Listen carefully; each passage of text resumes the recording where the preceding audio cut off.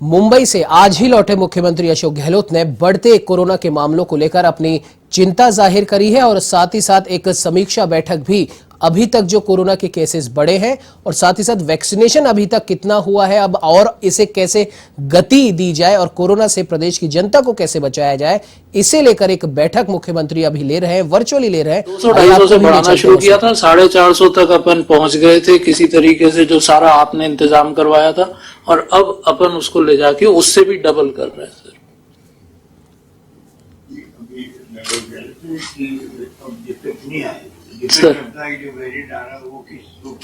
लेकिन उसमें सर अपना निवेदन ये, आप बिल्कुल सही फरमा रहे हैं, जैसा वेरिएंट आएगा उसका आएगा, लेकिन उस टाइम पे जो शॉर्ट समय में नंबर बढ़ा था, अपना जो सबसे ज्यादा इम्पैक्ट आता है सर वो इसका आता है कि एक्टिव केस हमारे पास कितने हैं।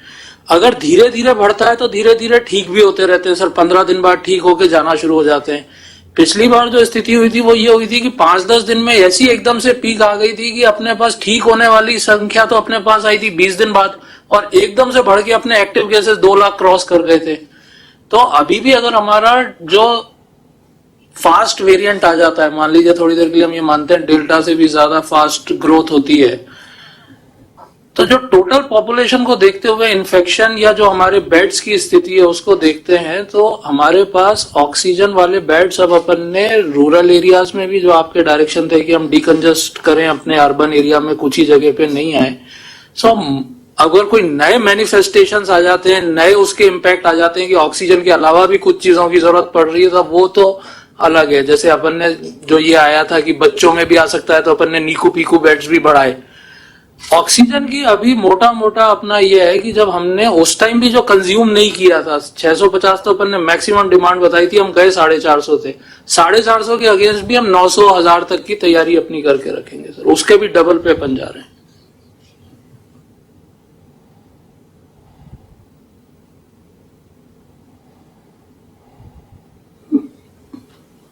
सर इसके अलावा सर जो डिस्ट्रिक्ट हॉस्पिटल्स वगैरह हैं सर, उसमें अपने आईसीयू बेड्स भी डेवलप हो रहे हैं सर, ये 544। मैं सर एक चीज और निवेदन करना चाहूंगा, आपको ये भी ध्यान है पिछली बार क्योंकि थोड़ी सी ऑक्सीजन की किल्लत वाला जो इशू हुआ था, तो होर्डिंग वाला भी हो गया था कि लोग घर पे भी सिलेंडर ले जा रहे हैं।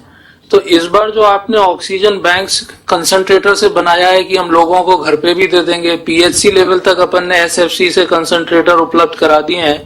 तो एक हमारा एक्सपेक्टेशन ये भी है कि दोनों चीजें मिला के, यानी आईसीयू हाई डिपेंडेंसी या हाई डेंसिटी जिसे अपन हाई फ्लो ऑक्सीजन कहते हैं, और कंसंट्रेटर से जिसमें 5 लीटर और 10 लीटर यानी 1 पेशेंट 2 पेशेंट वाला है, वो करने के बाद अगर पैनिक नहीं होगा तो डिमांड वैसे भी थोड़ी कंट्रोल में रहेगी, क्योंकि पिछली बार वो एक पैनिक रिएक्शन का भी हम लोगों पे इम्पैक्ट आया था सर।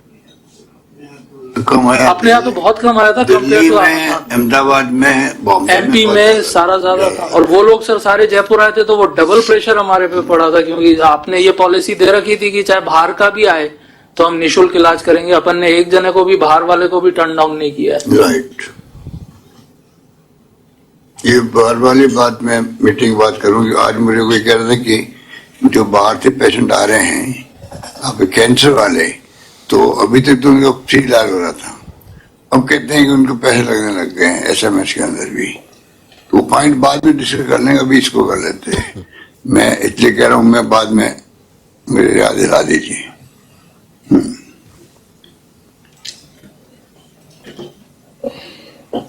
नेक्स्ट लीजिए सर। इसके अलावा जो मेडिकल कॉलेजेस में नीकू पीकू कैपेसिटी अपन बढ़ा रहे हैं सर, तो by end of month sir, अगले महीने के अंत तक हमारे पास 2500 से अधिक नीकू और पीकू बेड्स हो जाएंगे सर, जो बच्चों के लिए हम टारगेट कर रहे हैं, और लगभग 2500 ही हमारे पास आईसीयू बेड्स हो जाएंगे। ये जो डिस्ट्रिक्ट हॉस्पिटल्स में और नीचे के हॉस्पिटल में आईसीयू, आईडीयू और एचडीयू बेड्स हैं, उसके अलावा है सर।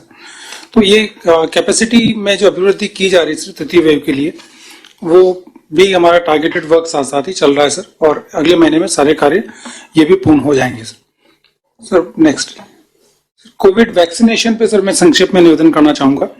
वर्तमान में सर हमारा जो कोविड वैक्सीनेशन की स्थिति है, हमारा 84% लोगों को प्रथम डोज और इनमें से 54% लोगों को द्वितीय डोज लगी है, और हम ऑल इंडिया लेवल का जो एवरेज है सर उससे आगे चल रहे हैं सर। नेक्स्ट लीजिए। ऑल इंडिया कहाँ है सर? नीचे लिखा हुआ सर नीचे सर, ऑल इंडिया लेवल पे सर 83% है सर, और जो सेकेंड डोज है वो 46% है सर। क्वांटम फिर नीचे येलो हाईलाइटर में जो लिखा हुआ है सर, तो अच्छा बोल रहा है। 83.16% तो है, प्रथम डोज। लक्ष्य है 26 नवंबर तक। पहले ठीक है 46%, दूसरी डोज 46% दूसरी डोज मिली हूँ। हाँ सर, जो हमारा 54% है सर, ऑल इंडिया लेवल पे वो 46% है सर। नहीं, 46.1% तो भारत सरकार सेकंड डोज दे चुकी है, यही है। नहीं सर, ऑल इंडिया लेवल पर सारे स्टेट्स में मिला के जो लगा है वो 46% सेकेंड डोज। और अपने राज्य में सर ये 54.7% है सर। अपने राज्य में 54.7% सर। थोड़ा सा ज्यादा है अपने। हाँ बेटर है सर। और पहले टीका तो बराबर ही करें। हम पहले टीके में हम ज्यादा है सर, उनका 83.1 है सर, इंडिया का एवरेज हमारा 84.1 है सर। तो ये पूरे कंट्री में जो है सर। वो 46.1 हुआ सब मिला के। Yes sir. Second dose. इसी को बढ़ाने की बात कर रहे हैं भारत सरकार भी, बढ़ नहीं पा रहा। अपने यहाँ भी सर अभी सर जैसे लगभग 1 करोड़ डोज अवेलेबल है सर, तो सेकेंड डोज का ड्राइव सर अगर हो जाए सर तो वो अच्छा रहेगा सर, कलेक्टर्स का। और अब ये तो विदेशों में भेजने की बात भी करने लगे ना सर, एक्सपोर्ट करने की बात भी करने लगे भारत सरकार जी सर। और दूसरा मैं कल पूछा था, राजस्थान में अंदर जो सेकंड डोज के बारे में भारत सरकार क्या परसेप्शन बनाया कि ज्यादा इंटरेस्ट ले रहे लोग, ले नहीं रहे सर। तो उस परिप्रेक्ष्य में राजस्थान में क्या स्थिति है? सर राजस्थान में जैसे और इंडिया एवरेज के मुकाबले तो 54% हम बेटर है सर, पर निश्चित रूप से सर अभी भी लोग हैं ऐसे जिनकी सेकेंड डोज ड्यू हो गई और वो सेकेंड डोज के लिए आगे नहीं आ रहे हैं सर।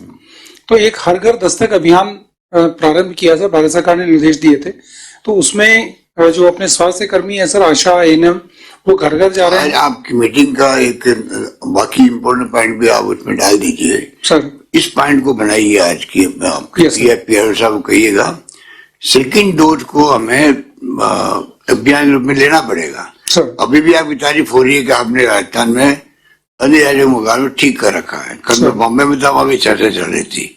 तो कहने का मतलब कि ये जो सेकंड डोज लगेगी जिस राज्य में ज्यादा बराबर, वो राज्य ज्यादा सेफ रहेगा। सर। सर अभी कैसी भी स्थिति आएगी तो यस सर। तो अपन क्यों नहीं, जब अपने से कंफर्टेबल हैं तो हमारी कोशिश होनी चाहिए कि हम सेकंड डोज के लिए अभियान चलाएं, लोगों को समझाएं, और अपन कर सकते हैं क्योंकि 54 तक पहुंच गए हम लोग, सर। नेशनल एवरेज से काफी आगे बढ़ गए हैं। सर। इसको हमें अभियान कैसे बनाएं, जो अब आप देखते कर लीजिए, क्या सर्कुलर भेजना, क्या करना। वैसे तो आपके लोग सब सुन रहे होंगे, CMHO और HDO साहब और BDO साहब, जो भी अधिकारी बैठे हुए हैं, भी कलेक्टर सब बैठे हैं, सब सुन रहे हैं। अभियान के रूप में आप सबसे आग्रह है कि आप इसको दूसरी डोज जिसकी ड्यू हो गई है उसको लगवाना बहुत जरूरी है, क्योंकि 1 साल के बाद तो वैसे पहली डोज और दूसरी डोज लग जाती है, उसको ही वापिस बूस्टर डोज लगानी पड़ती है। वो नौबत अभी भारत सरकार भी अभी तैयार नहीं है। मैंने बात भी की नीति आयोग के अंदर, जो मिस्टर पॉल है जो इस काम को देखते हैं, उन्होंने कहा कि नहीं, अभी तो हमारे प्लान है ही नहीं, क्योंकि दूसरी डोज लगी नहीं है। तो पहले दूसरी डोज लगाएंगे तब फिर सोचेंगे बूस्टर डोज की। वो तो मैंने कहा आप सोचो या नहीं सोचो अलग बात है, पर जो ये प्रकृति का प्रकोप है ये तो रुकेगा नहीं। अगर मान लीजिए आपके डोज नहीं लगी, पर जो जिन्होंने ईमानदारी 2 डोज लगा ली है और ज्यादा फैल गया, तो ये तो 2 डोज लगाने के बाद में भी लोग संक्रमित हो रहे हैं। तो इसलिए हमें तो पूरे कंट्री को और पूरे राजस्थान में अब अपनी बात करें कि पहली दूसरी डोज मैक्सिमम कहे लग जाए।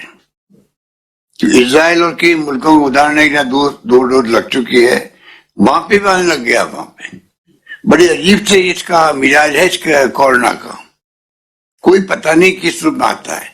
पर एक बात है कि डोज लगने के बाद में आदमी की मृत्यु दर बहुत कम, नेग्लिजिबल हो जाती है।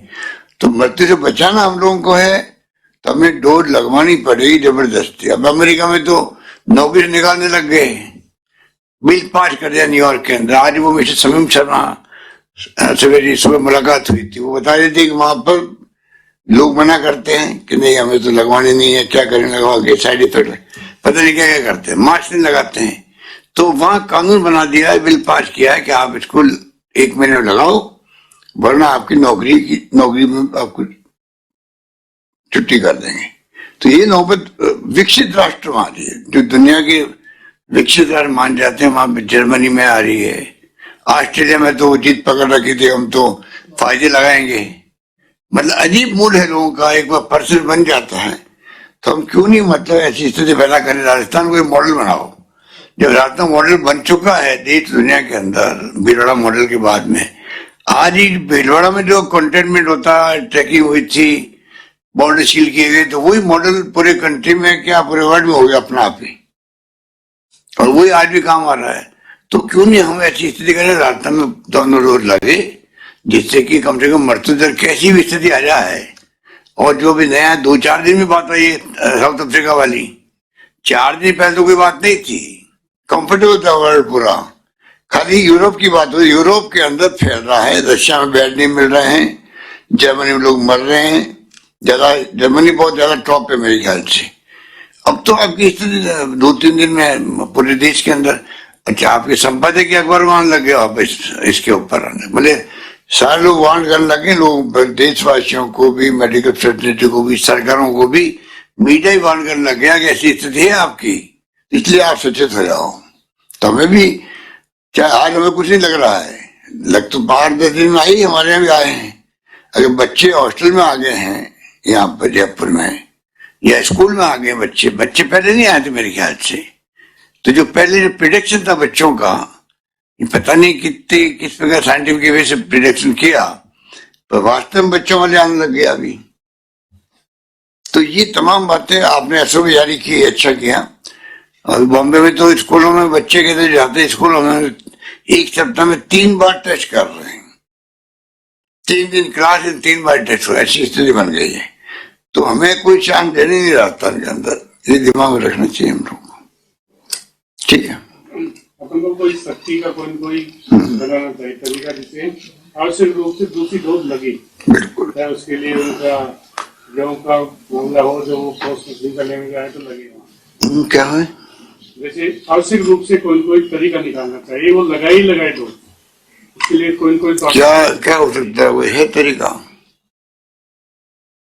मतलब एक प्रकार उसी बार एक अवेयरनेस कैंपेन रहता है। अगर हाँ बोलो सर, ये जो करीब 1,96,00,000 लोग हैं जिनकी फर्स्ट डोज लग गई है और सेकंड लगाना है, वो तो चिन्हित है सर, वो तो हाउस टू हाउस जैसा बता रहे थे, वैभव जाके उनको कन्विंस ही करना है कि आपको 1 लग चुका है, दूसरा लगाना है। तो सेकंड का तो ऑलरेडी टारगेटेड है, किसको लगाना है सर?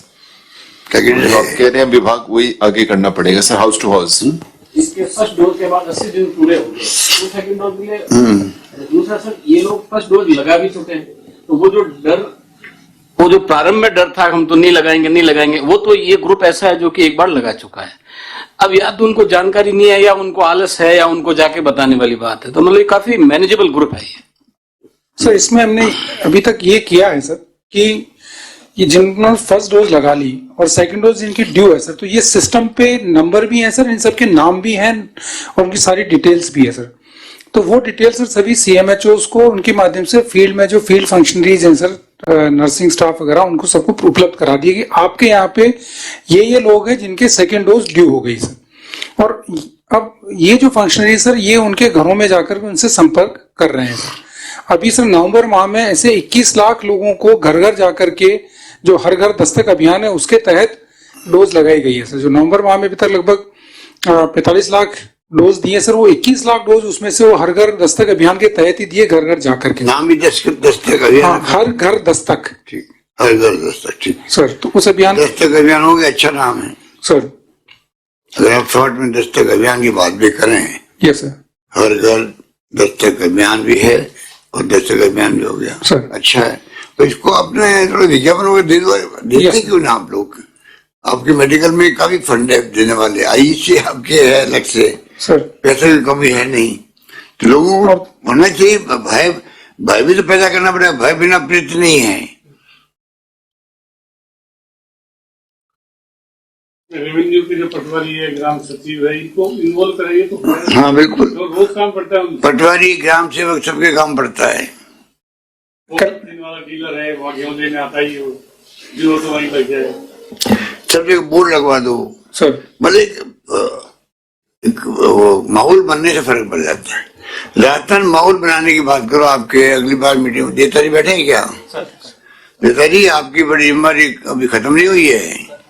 आप और ये मिलके जो मेडिकल के जो दफ्तर है CMHO के या हॉस्पिटल्स हैं, वहां तो लगा बोर्ड लगाए भाई कि ये क्यों जरूरी है। ये तो सिद्ध हो चुका है कि जिनकी डोज लग जाती है उसकी मृत्यु दर बहुत कम हो जाती है, तो सिद्ध है ना, है डॉक्टर साहब? बिल्कुल सर, एक और स्थिति आई सर, इजराइल के अंदर जिनको डोज लगी थी उनका फुल प्रूफ प्रोटेक्शन 40% था, और जैसे ही बूस्टर डोज लगी उनका प्रोटेक्शन 93% हो गया। इसको ऑल इंडिया इंस्टीट्यूट ने भी एंडोर्स किया सर। तो ये तो प्रूवन फैक्ट है सर कि 2 डोज बहुत ज्यादा प्रोटेक्टिव है, और अगर फ्यूचर में 3rd डोज भी प्रपोज आ जाता है सर प्रपोजल, तो वो बहुत अधिक प्रोटेक्टिव हो जाएगी। और ये 2 डोज का प्रोटेक्शन तो एस्टेब्लिश फैक्ट है सर। यही कारण है सर कि अभी हमारे केसेस भले ही आ रहे हैं, 2 डोज में कितना प्रोटेक्शन होता है, कितना पैसा? यस सर, ये वेरिंग स्टडीज है सर। 2 डोज में 60 to 85 to 90% तक मेंशन्ड है सर।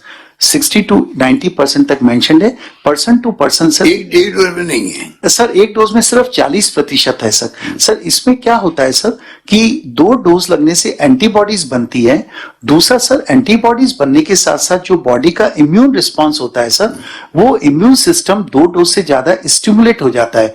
वो तैयारी हो जाती है बॉडी की इम्यून सिस्टम की, वो 1 डोज से उतनी तैयारी नहीं होती। तो जब अगर 1 या 2 डोज लगने वाले किसी इन्फेक्शन के कांटेक्ट में आता है, तो वो इम्यून सिस्टम, जिसको T सेल सिस्टम बोलते हैं सर, वो ज्यादा एग्रेसिव इन्फेक्शन को किल करता है सर। तो 2 डोज का 60 to 90% के बीच में वेरिएशन पाया गया है सर। डॉक्टर साहब, 2 डोज के बाद में मान लो 3rd डोज नहीं लगती है, बूस्टर डोज, हाँ सर, तो उसके लोगों की इम्यूनिटी कम हो जाती है वापस। हाँ सर, और वो क्या कहते हैं आप, वो भी कम हो जाता है, एंटीबॉडी लेवल, एंटीबॉडी कम हो जाती है। तो ये तो सरकार की कर्तव्य है, सरकार का बूस्टर डोज की तैयारी रखी है अभी से। सर अभी आपने एक्सपोर्ट करने लग गया, आपके हो सकता है कोई डिप्लोमेटिक का कुछ हो कमिटमेंट, अलग बात है, पर इतने बड़े मुल्क को बचाना है तो उसमें आपको बूस्टर डोज भी आपके लिए आप अभी तो डॉक्टर्स वाले जो समझदार हैं वो लगा लेते हैं भी अपने हिसाब से, अलग बात है। पूरे कंट्री में कोई 1% से कम लोग लगा रहे होंगे, ऐसे लगाने लगे अपने हिसाब से। पर सरकार का जो प्रोग्राम होता है कि भाई बूस्टर डोज भी लगेगी, अभी आप 2nd डोज को पूरा नहीं कर पा रहे हो तो बूस्टर डोज की क्या बात करोगे? पर जिसने 2 डोज लगा ली है उनका क्या कसूर है, वो तो तैयार बैठे हैं। सर आपका ऑब्जर्वेशन बिल्कुल सही है सर। बहुत लिटरेचर रिव्यू करने के बाद 1-2 लाइन का निष्कर्ष निकला है सर, कोई भी कैसा भी नया वेरिएंट आ जाए, सबसे ज्यादा जरूरी है स्वयं को बचाने का एकमात्र तरीका यूनिवर्सल वैक्सीनेशन। बिल्कुल, मतलब बहुत हमने जर्नल्स, हमारा रिसर्च ग्रुप ने स्कैन किया सर, तो 2 लाइन का निष्कर्ष निकला है सर कि किसी भी तरह का नया वेरिएंट भी आ जाए तो यूनिवर्सल वैक्सीनेशन, जिसमें 2nd डोज तो मस्ट है और बूस्टर डोज का भी अगले कुछ दिनों के अंदर प्रपोजल आ जाएगा। तो यही एक तरीका है सर, बाकी तो कोविड एप्रोप्रिएट प्रोटोकॉल का है। इसमें सर छोटा सा निवेदन कर सर, कुछ चीजें जो सिंपल है सर कि हमें कोविड एप्रोप्रिएट बिहेवियर को वर्ल्ड ओवर ही उसी एग्रेसिवनेस से इम्प्लीमेंट जैसा है होना करना पड़ेगा। एक जो आपको अभी सजेशन दिया सर कि 2nd डोज को कहीं ना कहीं, जैसे मैं यूरोप का उदाहरण दूं सर, वहां पे रेस्टोरेंट में बैन हो गया है, मोबाइल मॉल्स में बैन हो गया है, मूवीज में बैन हो गया। अगर 2 डोज नहीं लगी है तो उनको कहीं पे भी भीड़ भाड़ वाली जगह को अलाउ नहीं किया जा रहा है। इवन सर लोकल ट्रेन और बसेस में ऑस्ट्रेलिया और सिंगापुर में अगर 2 डोज नहीं लगे तो रेस्टोरेंट के अंदर खाना सर्व नहीं किया जाता अगर 2 डोज नहीं लगा है। तो कुछ स्ट्रिक्ट एक्शन 2nd डोज के लिए ताकि लोग पाबंद हो जाए। आप जरा देख लीजिए इसको। हाँ, तीसरा सर, थोड़ा सा intense monitoring of increase travel sir. अभी सर ट्रेवल थोड़ा बहुत बढ़ गया है सर, तो जो ट्रेवल को हमको इंटेंस चेक और मॉनिटरिंग बहुत आवश्यकता है सर। एक बहुत अच्छा जर्नल्स में सजेशन है, 2nd डोज नहीं लगने वालों का कई तरह से प्रतिबंध लगाना उचित रहेगा। एक साइकोलॉजिकल मॉरल प्रतिबंध लगाना, जिनके 2nd डोज नहीं लिया है उनको साइकोलॉजिकल, इमोशनल और मॉरल प्रतिबंध की ये हो जाएगा। और एक सर थोड़ा सा ये जो नया वेरिएंट आया है ओमिक्रॉन, वो आपने अभी बताया सर, इसका थोड़ा प्रचार वापस हो ताकि लोगों को इसकी डेल्टा की तरह ग्रेविटी पता लगे कि अगर कोविड अप्रोप्रिएट बिहेवियर नहीं फॉलो किया गया तो ये जो नया वेरिएंट है वो शायद पहले जैसी मॉर्बिडिटी और मोर्टिलिटी को क्रिएट कर सकता है। एक सबसे सर हम लोगों के प्रति सर जिम्मेवारी जीन सीक्वेंसी बढ़ गई है सर, वो हम लोग बहुत तत्परता से कर रहे हैं और आपको जान के अच्छा लगेगा सर, हमारी अधिक से अधिक फैकल्टी को 10 जनों को और फैकल्टी को हमने अभी दिल्ली भेजा है जिन्होंने hands on training gene sequencing में की है। तो हम पूरे प्रदेश में सर जो एलिजिबल सैंपल्स होते हैं उनकी जीन सीक्वेंसिंग नए स्ट्रेन के लिए हम कर पाएंगे सर। तो ओवरऑल अगर हम समराइज करें सर तो कोविड अप्रोप्रिएट बिहेवियर और सेकेंड डोज लगना और बूस्टर का जब प्रपोजल आ जाएगा, उदाहरण के तौर पे सर ऑफ द रिकॉर्ड हमारे कई डॉक्टर्स हैं जिनकी एंटीबॉडी बहुत खत्म हो गई। कुछ नहीं है, पब्लिक सुन रही है अभी, ओपन भी चल रही है। हाँ सर, नहीं उनका भी नहीं सर, सर उनका भी ये है सर कि प्रोटेक्शन के लिए पब्लिक एट लार्ज बाद में जब प्रपोजल आएगा तो बूस्टर डोज का काफी महत्व में होगा सर। ठीक है, हो गया आपका सर? एक इंटर डिस्ट्रिक्ट सर वैक्सीनेशन का स्टेटस निवेदन करना चाह रहा हूं। बताइए प्रगति। सर ये इंटर डिस्ट्रिक्ट कंपैरिजन है सर वैक्सीनेशन का। सर डूंगरपुर, भरतपुर, जालौर, धौलपुर सर ये जिले ऐसे हैं सर जहाँ पे 75% से कम है सर हमारा पहला डोज है, तो इनको बढ़ाने की जरूरत है सर। उसके अलावा भी सर जैसे Barmer, Karauli, Udaipur, Dausa, Sawai Madhopur, Banswara, Sirohi and Pali sir यहाँ पे 80% से कम है सर। तो इन जिलों में सर बढ़ाने की जरूरत है। और सर सेकेंड डोज में श्रीमान एक बार यदि देखें सर तो भरतपुर, जालौर और धौलपुर का सेकेंड डोज का भी प्रतिशत 50 से कम है सर। तो इन जिलों में सर कलेक्टर से मैं निवेदन करना चाहूंगा सर कि थोड़ा वो पुश करेंगे सर इसको तो अच्छी गति मिल जाएगी सर।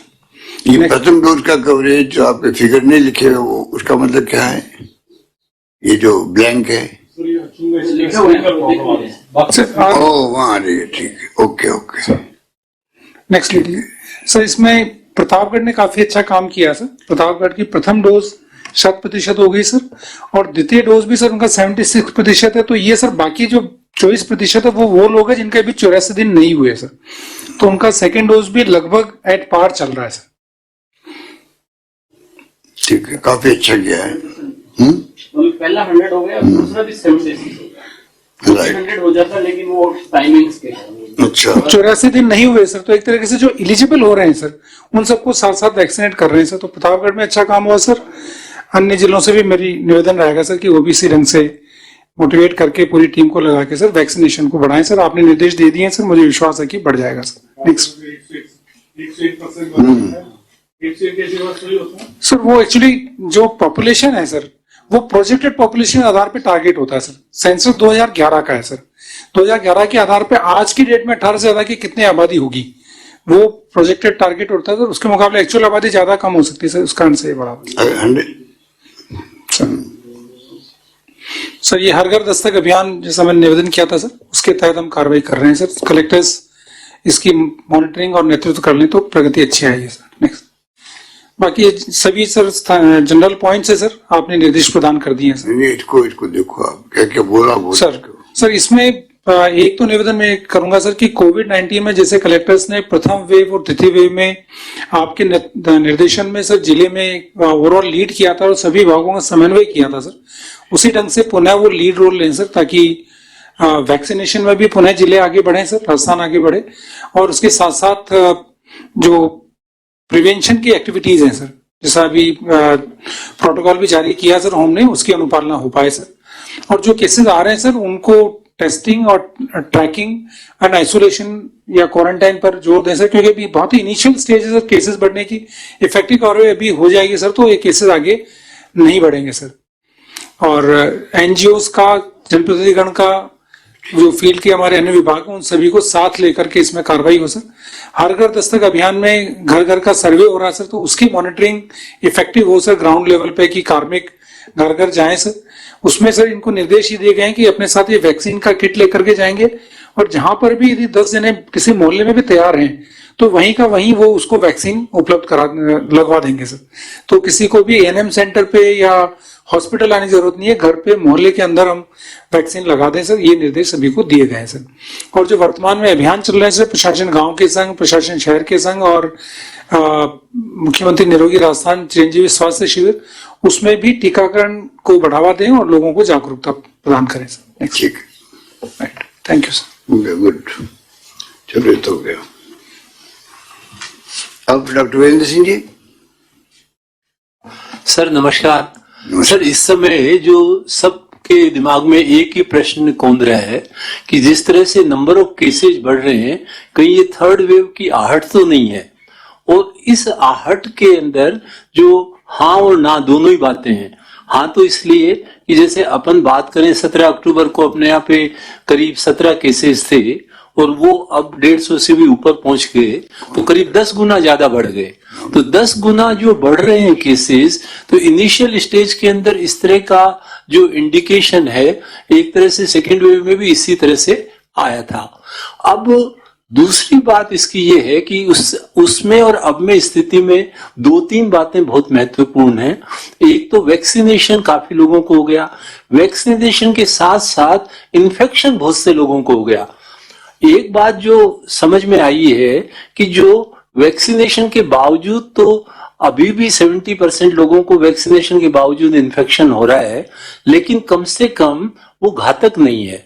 अच्छी बात एक ये है कि जिनको इन्फेक्शन हो गया, उनमें दोबारा इन्फेक्शन के केसेस अभी भी बहुत कम है, बहुत कम है।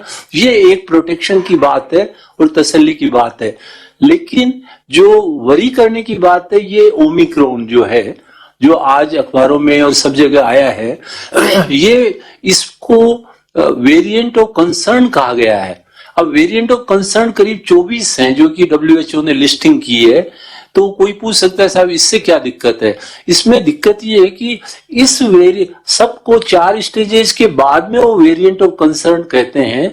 ये variant of concern directly promotion करके 3rd स्टेप पे आ गया। तो इसलिए, और ये करीब जो डेल्टा वेरिएंट है उससे 7 गुना ज्यादा इन्फेक्टिविटी रेट है। तो अपन ये, और ये वैक्सीनेटेड पर्सन के अंदर भी उतनी तेजी से फैल रहा है। अभी तक जिनको इन्फेक्शन हो गया उनमें ये बढ़ रहा है या नहीं, ये अभी तक नहीं मालूम। यदि ये उसको भी यदि ये डिस्टर्ब कर देता है नेचुरल इम्यूनिटी इन्फेक्शन वाली को, तो ये एक बहुत खतरनाक चीज है। वो टाइम वो हो सकता है जबकि अपने सेकंड वेव से भी ज्यादा खतरनाक वेव आ जाए इस 3rd वेव के अंदर, जो कि अपन को समझ में आ रहा है। अब सर इसमें आपने बिल्कुल सही कहा, जो आज की तारीख में अपन कर सकते हैं वो है सेकंड डोज लगानी, जो लेफ्ट ओवर हो गए। और वो क्यों नहीं लगवा रहे, उसका सिर्फ एक कारण है, सब लोग सोच चुके, अरे साहब अब तो कोविड गया। स्पेशली यूरोप और चाहे अमेरिका वहां पर हो तो भी साहब अपने इंडिया में तो नहीं है, नॉर्थ इंडिया में तो बिल्कुल नहीं है। ये वो लोगों का जो आर्ग्यूमेंट है। लेकिन पिछले यदि अपन 1 महीने की जो राजस्थान की फिगर देखें तो उसमें 10 गुना एक्टिव केसेस बढ़ना इंडिकेट करता है कि 10 गुना केस बढ़े तो आज ही लगवा लीजिए आप अपनी सेकंड डोज, जो भी लोग अभी रह गए वो। और दूसरा ये इंपॉर्टेंट चीज है कि मास्क भी काफी लोगों ने उतार दिए हैं। अब वो मास्क को दोबारा से उसी तत्परता से लगाएं जैसे कि वो पहले लगा रहे थे, तो अपन 3rd वेव से बच सकते हैं। और 3rd वेव की एक sir matter of very concern ये है कि second wave, first wave, it was the medical fraternity जिन्होंने की एक तरह से योद्धा का रूप लिया और उन्होंने जनजीवन की रक्षा की। आज स्थिति ये है कि सबसे पहले वैक्सीनेशन उन लोगों का हुआ था और सेकंड डोज भी उनकी ही लगी थी। और अब यदि 3rd वेव के अंदर सबसे ज्यादा आशंका है कि जिनकी इम्यूनिटी खत्म हो गई वो है मेडिकल प्रोफेशनल। तो मेडिकल प्रोफेशनल के लिए अपने को स्पेशल रिक्वेस्ट करनी चाहिए कि स्पेशली जिन लोगों की इम्यूनिटी कम होगी उनको बूस्टर डोज लगे, जिससे वो तैयार हो सके आगे के युद्ध को लड़ने के लिए। यही कुछ बातें थी सर। जो वो तो तय हो जाएंगे, बस सरकार जो आपको सप्लाई कर रही है उसमें भारत सरकार अलो कर रही है क्या आप लगवा सकते हो? अभी तो आप अनऑफिशियल लगा रहे हो। अनऑफिशियली भी सर बहुत कम, नगन नहीं है वो तो इक्का दुक्का ही आपके दिमाग आगे में लगवा दो, अलग बात है। हाँ। परंतु क्योंकि पूरी वैक्सीनेशन भारत सरकार की देख रेख में हो रहा है, जी सप्लाई वही कर रहे हैं, तो उनके जो आपके लिखित में गाइडलाइन आते हैं, मेरे ख्याल में वो बताएगा या अग्रजी बताएंगे, वही आप कर सकते हो। तो आप अगर शुरू कर दो, हम तो जो तैयार है उनके लिए, तैयार लगाने के लिए थर्ड डोज क्या बूस्टर डोज, आप फिर लगा सकते हो। नहीं, बोलो। वो तो आपने तो ऑलरेडी टेकअप कर ही लिया है, आपने प्रधानमंत्री जी को और यूनियन हेल्थ मिनिस्टर को कह ही दिया है कि उनको लगानी चाहिए। ये तो निर्णय उनको लेना है और आप उनको पहले ही कह चुके एक हैं। काम करें, जो आर्ग्यूमेंट जो अभी साउथ अफ्रीका वाला और आ गया है, अपने को दवा बनाए रखना चाहिए। पहले अपन ने फ्री वैक्सीनेशन की दवा बनाया, मैंने खुद ने प्राइम मिनिस्टर को कहा था वीडियो कॉन्फ्रेंसिंग के अंदर, उसके बाद लगातार आवाज उठती रही, तो आखिर उनको करना पड़ा फ्री के अंदर। इसी प्रकार से बूस्टर डोज अभी समझ में नहीं आएगी। अभी उनके जो भारत सरकार ने अलाउ कर दिया है 100 कंट्री को, मेरे ख्याल से बाहर 100 कंट्री को अलाउ कर दिया। और दूसरा जो आज एक मैं फिगर देख रहा था, कल बॉम्बे में बात चल रही थी कि एक चार्ट पूरा आया है जिसके अंदर डॉक्टर भंडारी को मालूम होगा कि सब लोगों ने बुकिंग करवाई थी उस जमाने में जब वैक्सीन बनने लगी थी। या सुनील शर्मा भी कह रहे थे, सुनील शर्मा कह रहे थे, सब लोगों ने बुकिंग कराई अपनी और सब लोगों ने उनको हेल्प करी, अनुदान दिया, वैक्सीन बनाने के लिए अनुदान दिया विकसित राष्ट्रों ने कंपनियों को। हमारे यहाँ पर जो पुणे वाला था, पुणे वाले, उसको अपनी बुकिंग भी नहीं करवाई और अनुदान नहीं दिया। उसने 100 करोड़ भेज दिया बाहर, एक्सपोर्ट कर दिया उस वक्त में। क्योंकि मैंने बना, दूसरा वो कह रहे थे कि उसने अपनी अकल वजह खुद ने बनाई, उसने सबसे पहले शुरू कर दिया कि वो तो किंग है उसका वैक्सीन का, सब तरह की वैक्सीन बनाता होगा पहले। तो कहते हैं उसने खुद ने शुरू किया, डेवलप कर ली, करोड़ रुपए लगे और फिर आप खरीद भी नहीं रहे उससे, तो उसने एक्सपोर्ट कर दिया बाहर, तभी पवन इंडिया में पैदा हुई थी। तो आज जरूरत है कि हम भारत सरकार पे दबाव इतना बनाए कि मजबूर होकर के उनको इस मीटिंग में सोचे सही। कम से कम मैंने जो बात की नीति आयोग में, उनकी बातों में लगा कि मतलब उनको इसके कोई मतलब डिस्कशन नहीं है बूस्टर डोज की, तो क्योंकि पहले तो चिंता कर रहे कि पहले सेकंड डोज लगवाओ। आर्ग्यूमेंट में दम है उनके आर्ग्यूमेंट में, पर एक सीमा तक दम है। उनका क्या होगा जो सेकंड डोज लगवा चुके, उनका क्या होगा? तो हमें उसको एक इश्यू बनाना पड़ेगा। सर, ओमिक्रॉन के बारे में एक क्या है कि जैसे अभी यूरोप और दूसरी कंट्रीज में जो हाई नंबर ऑफ केसेज आ रहे हैं, वो इसलिए आ रहे हैं कि वहां अल्फा बीटा वाली वो हुई थी वेव, और अब वो डेल्टा से सफर कर रहे हैं। क्योंकि इंडिया में करीब 90% लोगों में सेकेंड वेव डेल्टा से ही थी, तो अपन लोगों में वो इम्यूनिटी है, इसलिए अभी तक तो अपन रिलेटिवली सेफ थे। लेकिन यदि ओमिक्रॉन आ जाता है और ये जितना पोटेंशियल इसका खतरनाक जो बताया जा रहा है, यदि वो खतरा थोड़ा भी हुआ तो प्रोबेबली अपन लोग सबसे ज्यादा इस चपेट में आ सकते हैं, इसकी आशंका है। ठीक है, बिल्कुल ठीक है। किसी को दुनिया में नहीं मालूम है कि किस दिशा में जाएगा वेरिएंट और क्या होगा, किसी को मालूम तो है नहीं। सब प्रयोग हो रहे हैं, अपनी अपनी कोशिश सब कर रहे हैं, पर ये समझ भरे कि जो लोग पब्लिक, वहां की पब्लिक है, वो विरोध जो कर रही है वैक्सीन का भी, मास्क लगाने का भी, ये समझ के परे है कि पढ़े लिखे लोग हैं, सब कुछ हैं। दूसरा, अपने अभय कुमार जी, अपनी एसओपी में बात आनी चाहिए कि कोई मना नहीं कर सकता। जैसे न्यूयॉर्क में बिल पास किया और कह दिया कि हम अलाउ नहीं करेंगे, नौकरी निकाल देंगे। एक आदमी को ये अधिकार नहीं वो मना कर सके, क्योंकि खाली उसकी जिंदगी का, खाली उसका खतरा नहीं है, उसके कारण से पब्लिक को खतरा है।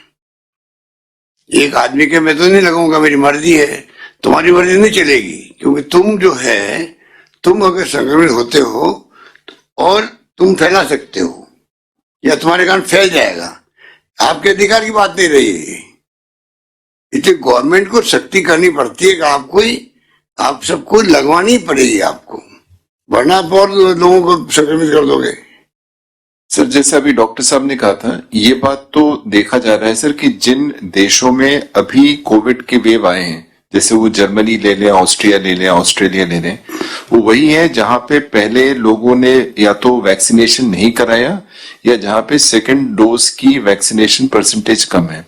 तो अपने को DIPR के मार्फत भी इस बात का प्रचार कराना चाहिए कि फुली वैक्सीनेटेड होना ही बेस्ट प्रोटेक्शन है, जैसा डॉक्टर साहब कह रहे थे। ये अपने को प्रचार में भी यही कहना चाहिए सर। कोई सख्ती कर सकते हैं, किसी में कोई कानून ला सकते हैं, कुछ कराना ही कराना है, ऐसा कुछ कर सकते हैं? अपने मास्क लाए ना असेंबली के अंदर, मास्क लगाने का अपने कानून बनाया था। सही डोज लगाने का करें? सर आपके साथ अलग से बैठ के इस पे विचार कर लेंगे क्या कर सकते हैं। ठीक है।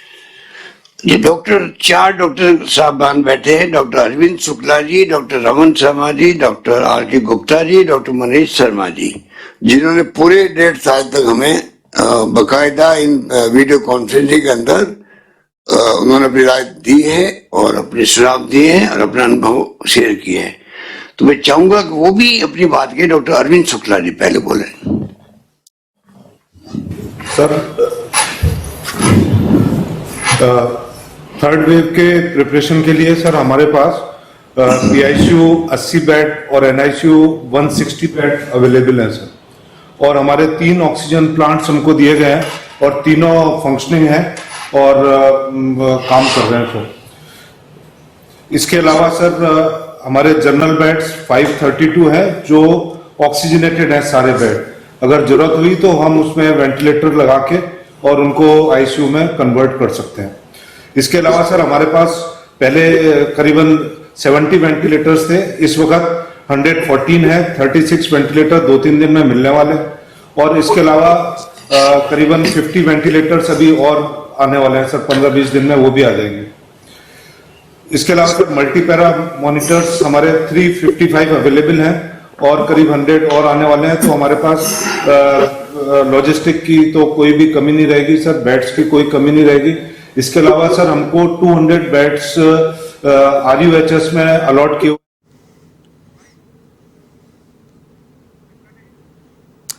तो आप देख रहे थे अभी अभी मुख्यमंत्री अशोक गहलोत कोविड के बढ़ते मामलों को देखते हुए एक समीक्षा बैठक ले रहे हैं। उसमें कई सारी चीजें मुख्यमंत्री ने भी अधिकारियों को और चिकित्सीय जगत के लोगों को